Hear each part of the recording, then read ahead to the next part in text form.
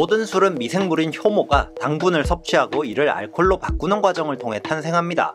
이렇게 양조된 술을 더 독하게 증류시켜 만드는 증류주나 여러 향신료나 다른 재료까지 가미해 만드는 술까지 고려하면 술의 종류는 아주 많지만 가장 기본적으로 효모의 발효 과정부터가 술의 진정한 시작이죠. 와인이나 맥주 같은 지금까지도 전 세계적으로 사랑받는 전통적인 양조주는 지역별로 각기 다른 역사와 전통이 있고 발전한 과정도 매우 복잡하므로 다음 영상에서 따로 다뤄보겠습니다. 도서 처음 읽는 술의 세계사와 함께 몇 가지 특이한 술에 대해 알아보겠습니다.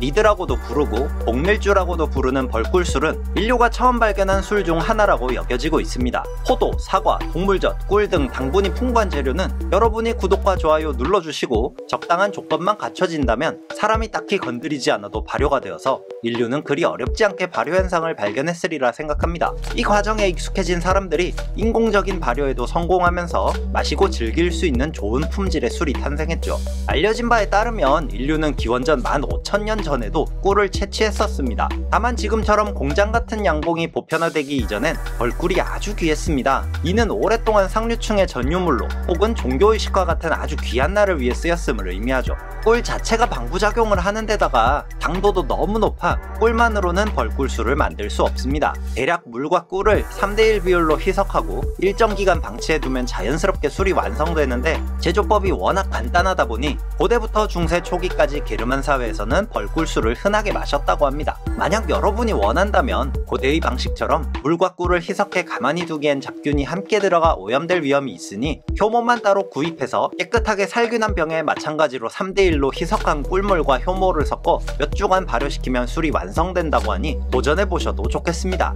여담으로 게르만 사회에서는 벌꿀술뿐만 아니라 신혼부부에게 1개월간 외부 출입을 금하고 신부가 신랑에게 꿀을 마시게 하여 아이를 갖는 풍습이 있었는데 여기서 허니문이란 말이 탄생했다고 합니다. 허니문의 문은 단어 그대로 음력 한 달을 의미하는 말로 여성의 월경주기와 같으니 이 기간에 사랑을 나누면 아이가 생긴다고 믿었죠. 구독해주세요. 한때 유럽까지 공포에 떨게 했던 유라시아의 대초원을 누비는 유목민들은 초원에서는 찾기 어려운 과일 대신 유당이 함유된 말젓으로 마유주를 만들어 마셨습니다. 동물의 젖은 당분 함량이 높은 편은 아니어서 높은 도수의 술이 만들어지지는 않았지만 유목민들은 초원지대에서 우연히 말젓을 발효시킬 수 있는 효모를 찾았고 그것이 운 좋게 마유주의 탄생으로 이어졌습니다. 그만큼 많이 마셔도 취하지 않고 영양가도 높아 주식의 한 종류처럼 취급을 받았고 거의 가정 내에서 소비되었습니다. 거래 상품이 아니었죠. 그런데 발효된 젖이라니 뭔가 떠오르는 게 있지 않으신가요? 네, 바로 요거트입니다. 마유주는 1에서 3도의 약한 도수가 있는 걸쭉한 요거트에 가까운 음료였습니다.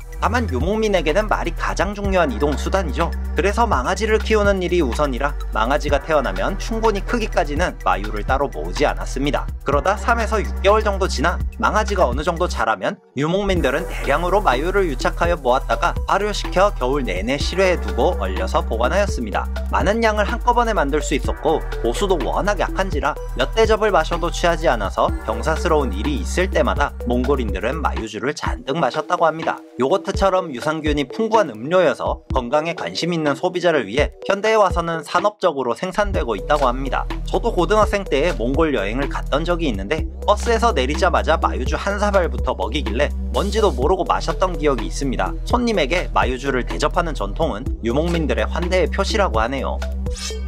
복밀주와 마유주 말고 또 어떤 술이 있었을까요? 아열대와 열대기후에 분포하는 야자의 수액은 쉽게 발효되어 술의 소재로 쓰인 지 5,000년이나 되었습니다. 현재도 서아시아, 인도, 동남아시아 각지에서 토디라고 부르는 야자 수액을 발효시킨 야자술을 만들고 있습니다. 야자술은 만들기가 진짜 너무나 쉬워 토디를 채취하는 지역 어디서든 흔하게 마시는 술이 되었습니다. 단순히 토디를 하루에서 이틀 정도 가만히 두기만 해도 자연 발효되어 술이 되며 달고 신맛이 나고 꿀을 희석한 맛과도 비슷하다고 합니다. 야자수 가지를 자르고 큰 항아리를 걸어두면 밤사이 수액이 가득 차면서 발효도 동시에 일어나 다음 날이면 술이 가득 담긴 항아리가 되었다고 하는데 수액이 나오지 않으면 근처에서 물기를 만들어 나무 뿌리까지 닿게 하면 1시간도 채 지나지 않아 다시 수액이 나오기 시작합니다. 이렇게 야자가 자라는 지역의 사람들은 아주 쉽게 알코올 음료를 손에 넣을 수 있었습니다. 중국에서 유럽까지 육로로 이어지는 실크로드가 있듯 홍해, 페르시아만, 아라비아해, 말라카해협, 남중국해로 이어지는 도자기 길이라고도 불리는 바닷길이 있습니다.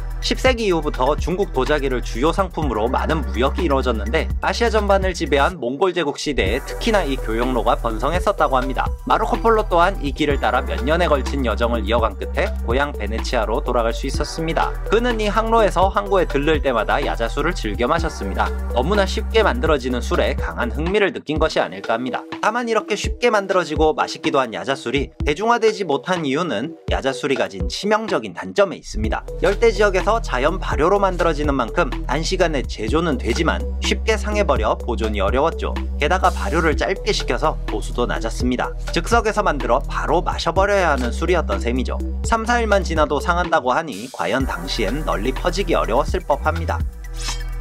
야자술에 관해 이야기하며 마르코 폴로를 잠깐 언급했습니다. 세계적으로 사랑받는 술인 와인과 맥주, 그리고 여기서 증류하여 만든 술까지 지금도 인류와 함께하는 유명한 술의 역사는 다음 편에 이어서 알아보는 한편, 마르코 폴로가 실제로는 동방을 여행한 적이 없고 동방견물록도 거짓으로 쓰였다는 음모론이 있습니다. 음모론 다루는 것도 아주 재밌단 말이죠. 바로 다음 영상에서는 마르코 폴로에 관한 이야기로 돌아오겠습니다. 시청해주셔서 감사합니다.